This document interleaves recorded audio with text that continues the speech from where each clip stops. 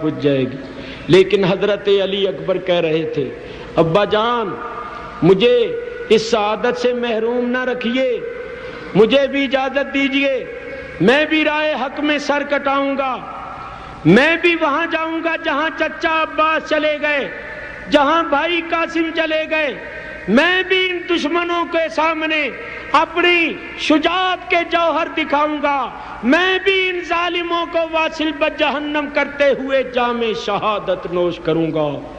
امام علی مقام جو سب کچھ راہ حق میں قربان کرنے کا عزم کر چکے تھے، تہیہ کر چکے تھے، 18 سال کے جوان بیٹے کو بھی سینے سے لگاتے ہیں، پیار کرتے ہیں اور میدان کی طرف رخصت کر دیتے ہیں۔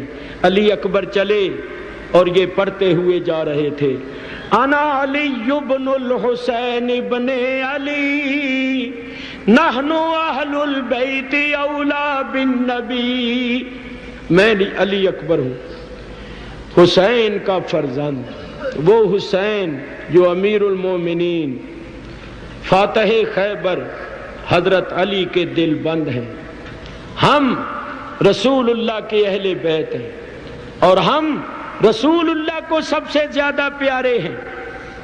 حضرت امام علی اکبر جا رہے ہیں، کون جا رہا ہے؟ علی اکبر نہیں جا رہا تھا، حسین کی جان جا رہی تھی۔ علی اکبر نہیں جا رہا تھا، ماں کی کمائی جا رہی تھی، ماں کی روح جا رہی تھی۔ کوئی خیموں میں کھڑی ہوئی بہن سے پوچھے، جس کا پیارا بھائی جا رہا تھا، جس بہن کا بھائی علی اکبر جیسا بھائی تھا، شبیہ رسول تھا، اس بہن کے دل پر کیا گزر رہی ہوگی۔ میرے بزرگوں اور دوستوں، حضرت امام علی اکبر یزیدی لشکر کے سامنے گئے، فرمایا اپنے نبی کا گھر اجاڑنے والوں، فاطمہ الزہرا کے باغ کے پھولوں کو کاٹ کاٹ کے خاک و خون میں تڑپانے والوں، مجھے دیکھو میں کون ہوں، میں حسین کا فرزند ہوں، میں فاتح خیبر علی مرتضیٰ کا پوتا ہوں۔ کیا میرے چہرے کی رنگت یہ نہیں بتا رہی کہ میں چمن زہرا کا لہلہاتا ہوا پھول ہوں؟ کیا میرے چہرے کی چمک یہ نہیں بتا رہی کہ میں آفتاب نبوت کی ایک کرن ہوں؟ اپنے نبی کا گھر اجاڑنے والوں، آؤ میرے خون سے اپنی پیاس کو بجھاؤ۔ کوئی تم میں ایسا بہادر ہے جو تنہا میرا مقابلہ کرے؟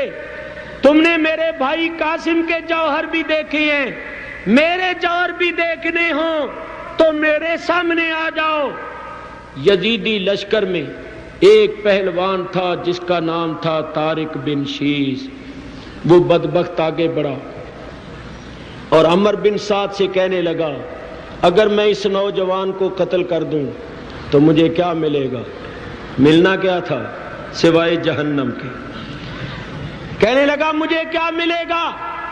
عمر بن سعد نے کہا اگر تو اس نوجوان کو قتل کر دے تو میں تجھے موصل کی حکومت دلا دوں گا، تجھے صوبہ موصل کی گورنری دلا دوں گا۔ کہنے لگا امیر اپنے عہد کو یاد رکھنا، موصل کی گورنری پھر میرے سوا کسی اور کو نہیں ملنی چاہیے۔ عمر بن سعد نے کہا اگر تو قتل کرنے میں کامیاب ہو گیا تو موصل کی گورنری تیرے ہی لیے۔ یہ آگے بڑھا تو عمر بن سعد نے ہنس کر دوسری طرف منہ کرتے ہوئے کہا تو سامنے جا کر دیکھ کس کے سامنے جا رہا ہے، تو نہیں جانتا یہ کون لوگ ہیں، ان کی رگوں میں کس کا خون ہے، تو ذرا سامنے جا کر دیکھ تجھے تخت ملتا ہے یا تختہ۔ وہ طارق پہلوان حضرت امام علی اکبر کے سامنے آیا، آ کر لڑنے لگا۔ دونوں نے اپنی شجاعت کے جوہر دکھائے۔ اسی اثناء میں حضرت امام علی اکبر نے ایک ایسا تلوار کا وار کیا، ایک ایسی ضرب حیدری لگائی کہ وہ ضرب لگاتے ہوئے کہا او طارق ہوشیار میں علی کا پوتا ہوں۔ ایک ہی وار میں اس کو جہنم رسید کر دیا۔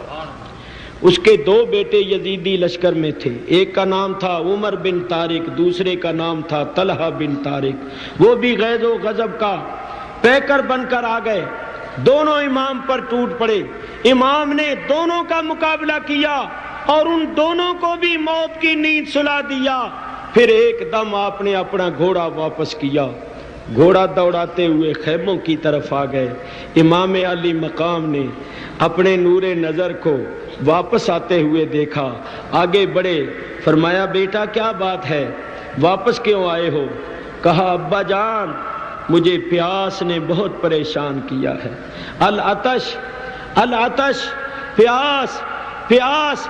بابا میں نے ان کے 3 بہادروں کو قتل کیا ہے، بابا میں زخمی ہوں، دیکھو میری زبان خشک ہو گئی ہے، میرا حلق سوکھ گیا ہے، بابا مجھے پانی پلاؤ، اگر مجھے پانی کا ایک پیالہ مل جائے میں ان سب کو واصل بجہنم کر دوں۔ فرمایا بیٹا میں تجھے کہاں سے پانی پلاؤں، لیکن تم آئے ہو، کوئی آس اور امید لے کر آئے ہو تو ذرا میرے قریب آؤ۔ علی اکبر سواری سے نیچے اترے، قریب ہوئے، امام علی مقام نے اپنے لخت جگر کو اپنے سینے سے لگایا اور فرمایا بیٹا جب کبھی میں بہت زیادہ پیاسا ہو جایا کرتا تھا تو رسول اللہ میرے منہ میں اپنی زبان ڈال دیا کرتے تھے، میں نے بارہا رسول اللہ کی زبان کو چوسا ہوا ہے، آج تم پیاسے ہو گئے ہو تو اپنا منہ کھول دو، تمہارا باپ اپنی سوکھی زبان تمہارے منہ میں ڈال دیتا ہے، اس کو چوس لینا، تمہیں کچھ تسکین ہو جائے گی۔ علی اکبر نے منہ کھول دیا، امام علی مقام نے اپنی سوکھی زبان ان کے منہ میں ڈال دی، وہ چوسنے لگے، ان کو فی الحقیقت کچھ تسکین ہوئی، ان کی کچھ پیاس بجھی، وہ پیاس بجھا کر کچھ تسکین پا کر ایک بار پھر میدان کا رخ کر رہے تھے، اور امام علی مقام ایک بار پھر اپنے چاند کو یزیدی بادلوں میں روح پوش ہوتا ہوا دیکھ رہے تھے۔ یزیدیوں کے سامنے جا کر فرمایا کسی اور کو بھی موصل کے تخت کی ہوس ہو تو وہ میرے سامنے آ جائے، ہے کوئی موصل کے تخت پر بیٹھ کے راج کرنے والا؟ جس کو موصل کے تخت کی ہوس ہے وہ میرے سامنے آ جائے۔ امام علی مقام نے جب یہ فرمایا تو جو طارق کا اور اس کے بیٹوں کا حشر دیکھ چکے تھے ان میں سے کوئی بھی سامنے نہیں آیا، بس وہی ظالمانہ روش۔ عمر بن سعد نے کہا، شمر دل جوشن نے کہا اس جوان نے ہمارے 3 بہادروں کو قتل کر دیا ہے، اب اس کا خون ہم پر حلال ہو چکا ہے، یک بارگی اس پر حملہ کر دو۔ وہ درندے چمن زہرا کے جنتی پھول پر ٹوٹ پڑے اور انہوں نے تیروں کا می برسا دیا۔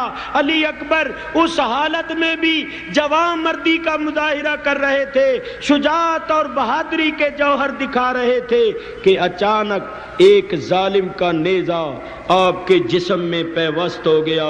شاعر کہتا ہے نیزے سے کس کے لال کا زخمی ہوا جگر، کرتے ہیں کس کی لاش کو پامال اہل شر، کہتا ہے کون رن میں تڑپ کر پدر پدر، خیمے سے نکلے کہتے ہوئے آہ میرا پسر، پایا تھا مدتوں میں جسے خاک چھان کے، وہ لال ہم نے کھو دیا جنگل میں آن کے، جا کر صفوں کے پاس پکارے باش کو آ، ہے کس طرف میرے علی اکبر کی قتل گاہ، اے ظالموں یہ شب ہے کہ دن ہو گیا سیاہ، کس ابر میں چھپا ہے میرا 14ویں کا ماہ،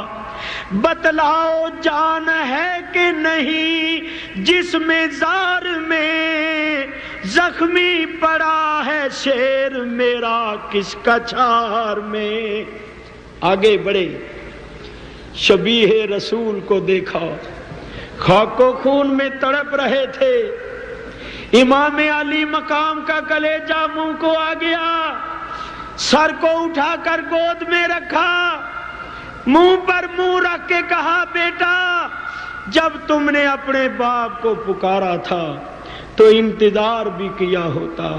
بیٹا میں حسین ہوں، میں تمہارا باپ ہوں، ایک نظر دیکھ تو لو، میرے گلے میں باہیں ڈال دو، سینے سے سینہ لگا کے حسرت نکال دو۔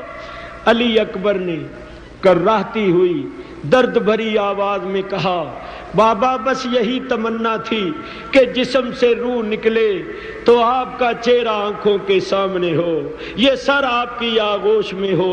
جوان بیٹے نے اپنے باپ کی آغوش میں اپنی جان اللہ کے حضور پیش کی۔ امام نے ٹوٹی ہوئی کمر سے جوان بیٹے کا لاشا اٹھایا، خیموں کے پاس لا کر رکھا اور کہا، اے اللہ، تیرے ایک وفادار بندے نے تیرے خلیل ابراہیم علیہ السلام کی سنت پر عمل کیا ہے۔ مولا کریم خلیل اللہ نے جب اپنے بیٹے کی گردن پر چھری رکھی تھی تو آنکھوں پر پٹی باندھ لی تھی، میں نے تو آنکھوں پر پٹی بھی نہیں باندھی۔ مولا ان کی گردن کو تو چھری نے کاٹا بھی نہیں تھا، مگر میرا لال تو زخموں سے چور چور ہو گیا ہے۔ مولا میری اس قربانی کو منظور کر لے۔ اللہ اکبر۔ بیبیوں نے جب علی اکبر کی لاش کو دیکھا، کوہرام مچ گیا، قیامت قائم ہو گئی۔ ماں کہہ رہی تھی، اے جان فاطمہ میرا پیارا کہاں گیا، اماں کی زندگی کا سہارا کہاں گیا، وہ 3 دن کی پیاس کا مارا کہاں گیا، آلے نبی کی آنکھ کا تارا کہاں گیا، مرتی ہوں اپنے سروے صحیح قد کو دیکھ لوں، ایک بار پھر شبیہ محمد کو دیکھ لوں۔ پھوپھی سیدہ زینب روتی ہوئی آئیں اور کہا، اے میرے لمبے گیسوؤں والے کدھر ہے تو، ہائے ہائے میری غریبی کے پالے کدھر ہے تو، واری کہاں لگے تجھے بھالے کدھر ہے تو، کیوں کر پھوپھی جگر کو سنبھالے کدھر ہے تو، 18واں برس تھا کہ موت آ گئی تجھے، اے نور عین کس کی نظر کھا گئی تجھے۔ امام علی مقام بیویوں کا ہاتھ پکڑ پکڑ کے خیموں میں پہنچا رہے تھے، صبر کی تلقین فرما رہے تھے۔ سیدہ شہر بانو نے کہا، میرے سر کے تاج، عباس بھائی پانی نہ لا سکے، علی اصغر کی پیاس نہ بجھا سکے، مگر اس بچے کی حالت کو دیکھ کر تو کلیجہ منہ کو آتا ہے۔ اگر اس بچے نے میری گود میں دم توڑ دیا تو ساتھ میرا دم بھی نکل جائے گا، کسی طرح اس کی پیاس بجھاؤ۔ فرمایا، میں کس طرح پیاس بجھاؤں؟ شہر بانو نے کہا، میرے سر کے تاج، ان ظالموں کو یہ نہیں پتا ہوگا ہمارے ساتھ اتنے اتنے چھوٹے بچے بھی ہیں، اگر اس بچے کو گود میں اٹھا لو اور ان کو دکھاؤ کہ دیکھو یہ 6 ماہ کا معصوم بچہ ہے، شدت پیاس سے بے تاب ہے، تڑپ رہا ہے، بیویوں سے اس کا تڑپنا دیکھا نہیں جاتا، تو شاید کسی کو ترس آ جائے۔ بچوں پر تو کافروں کو بھی ترس آ جاتا ہے، یہ تو مسلمان کہلاتے ہیں۔ امام پاک نے فرمایا، شہر بانو، مجھے ان بدبختوں سے کوئی توقع تو نہیں ہے، کیونکہ ان کے دل سیاہ ہو چکے ہیں، مہریں لگ چکی ہیں، لیکن میں تمہاری اس آس اور امید کو بھی پورا کرنے کے واسطے تیار ہوں۔ امام علی مقام نے 6 ماہ علی اصغر، وہ کلی چمن زہرا کی، وہ کلی جو ابھی کھلنے بھی نہیں پائی۔